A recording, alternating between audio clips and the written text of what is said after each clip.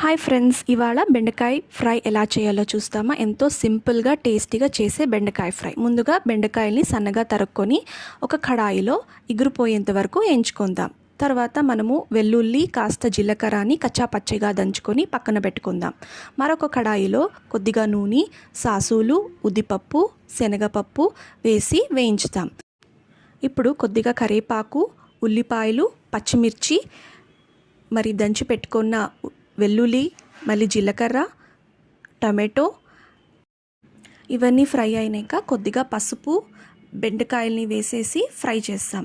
ఇవన్నీ కాస్త ఫ్రై అయినాక మనం ఒక స్పూన్ కారం పొడి, ఒక స్పూన్ ధనియాల పొడి, కొద్దిగా ఉప్పు వేసి వేయించుకుందాం.